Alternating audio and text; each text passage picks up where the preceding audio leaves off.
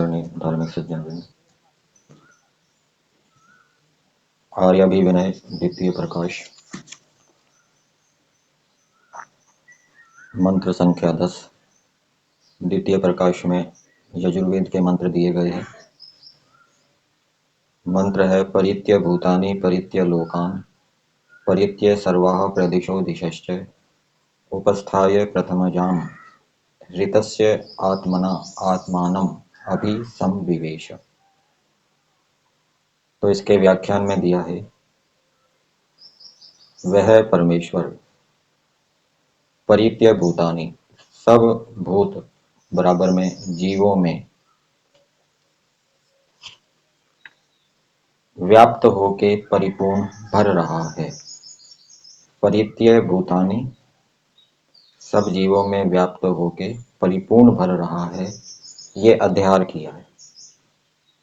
परित्य इसका अर्थ तो दिया है व्याप्त होकर, और परिपूर्ण भर रहा है ये क्रिया का अध्यार कर दिया। तो बहुत का अर्थ किया है सभी जीव अर्थात प्राणी, जितने भी प्राणी इस जगत के अंदर हैं, पशु पक्षी कीट पतंग मनुष्य पेड़ पौधे आदि, उन सभी प्राणियों के अंदर परमेश्वर व्याप्त होके परिपूर्ण हो रहे हैं। फिर बताया और परित्य लोकान, लोक का अर्थ किया आकाश और प्रकृति से लेके पृथ्वी पर्यंत सब संसार में व्याप्त होके परिपूर्ण भर रहा है। तो लोक का अर्थ तो वैसे ये पृथ्वी सूर्य आदि लोक लिए जाते हैं, तो इसको उपलक्षण के रूप में समझना चाहिए। इस जगत का जो कारण है प्रकृति, और उस प्रकृति से जितने भी कार्य पदार्थ बने हैं, ये सूक्ष्म और स्थूल जगत बना है, इस सारे जगत में परमेश्वर व्याप्त होके परिपूर्ण हो रहा है। प्रकृति यहाँ दिया है, प्रकृति ये जगत का कारण है जिससे ये जगत बनता है। तथा फिर और बताया सर्वा दिशा, सब लोक पूर्वादि सब दिशा और प्रदिशा परित्य ईशानी आदि उपदिशा ऊपर नीचे, तो जितने भी दिशाएं हैं 6 मुख्य दिशाएं हैं, पूर्व पश्चिम उत्तर दक्षिण और ऊर्ध्व और नीचे की दिशा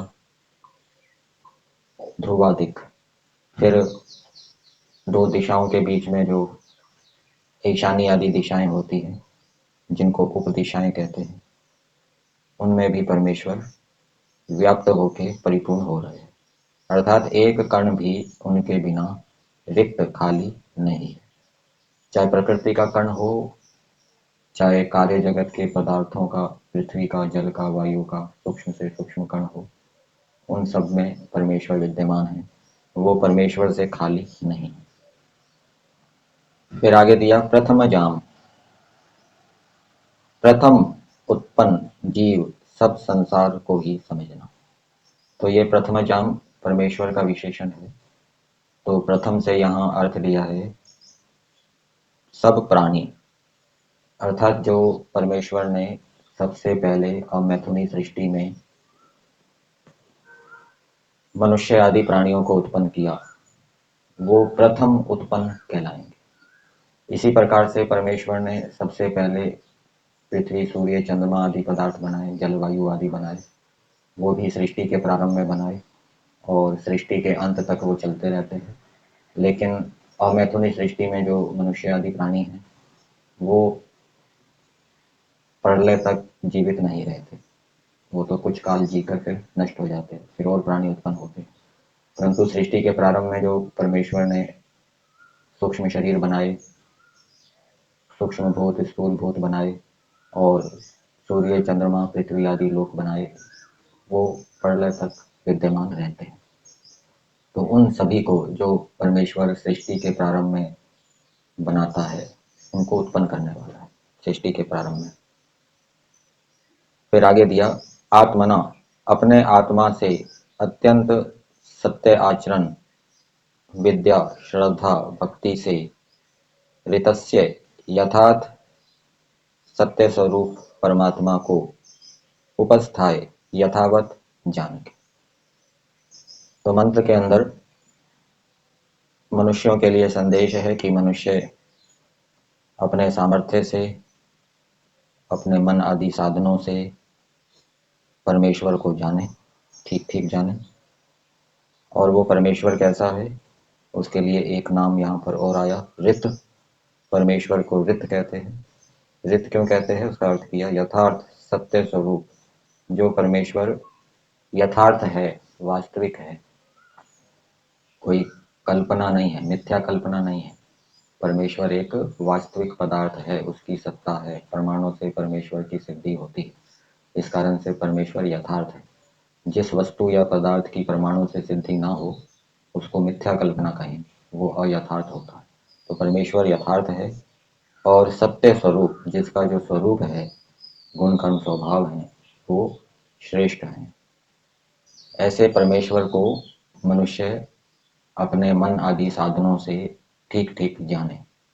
उसके लिए वेद आदि शास्त्रों को पढ़ना पड़ेगा, गुरु आचार्यों का, विद्वानों का संग करना पड़ेगा, तब परमेश्वर को ठीक ठीक जान पाएंगे। बिना वेद आदि शास्त्रों को पढ़े परमेश्वर का यथार्थ ज्ञान नहीं हो सकता।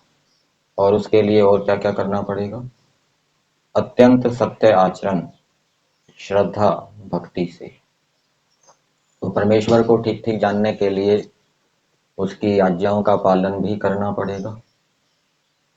अहिंसा, सत्य, अस्तेय, ब्रह्मचर्य, अपरिग्रह रूप में जो परमेश्वर की आज्ञा है, और उस आज्ञा का पालन श्रद्धा भक्ति से करना पड़ेगा, प्रेम भक्ति से करना पड़ेगा।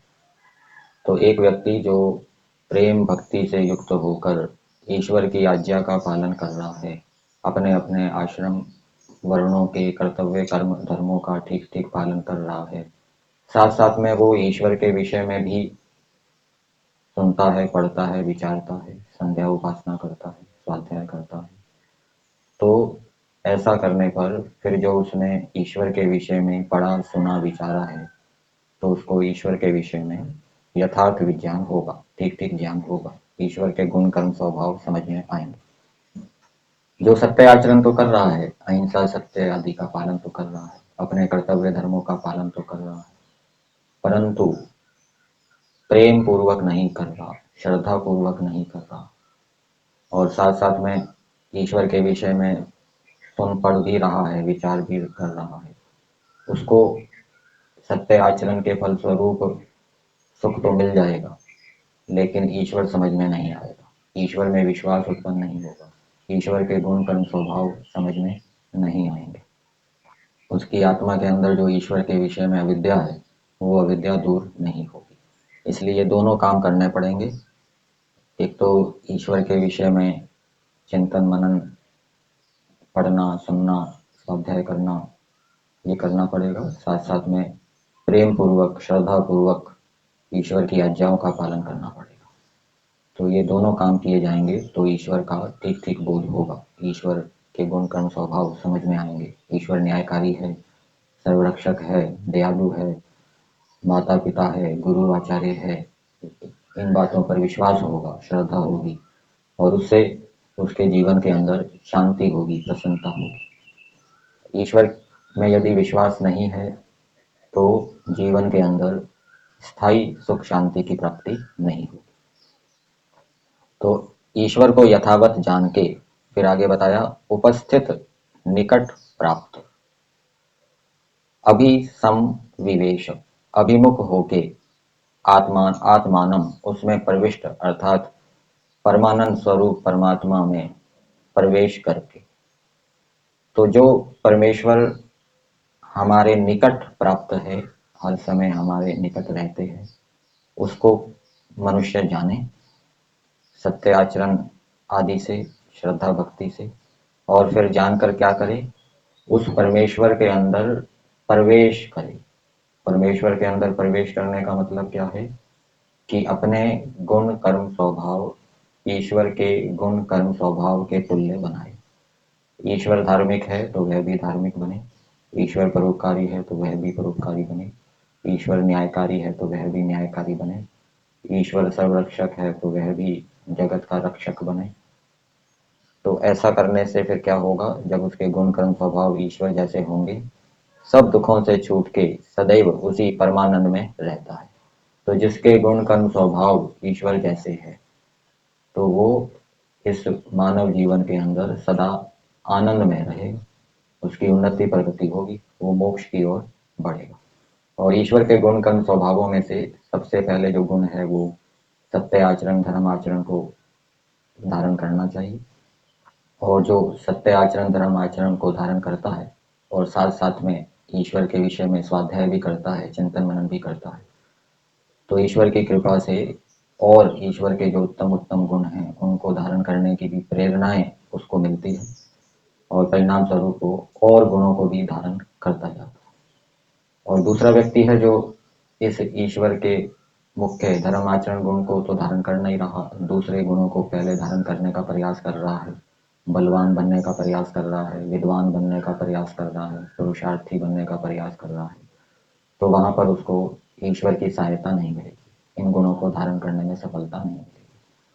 और यदि वो पहले ईश्वर के इस धर्म सत्य आचरण रूप गुण को धारण करेगा, तो फिर ईश्वर की सहायता मिलेगी, ईश्वर की प्रेरणा मिलेगी, और फिर दूसरे गुणों को धारण करने की प्रबल इच्छा रुचि उसके अंदर उत्पन्न होगी, और वो शीघ्रता से दूसरे भी उत्तम गुण कर्म स्वभावों को धारण कर लेगा।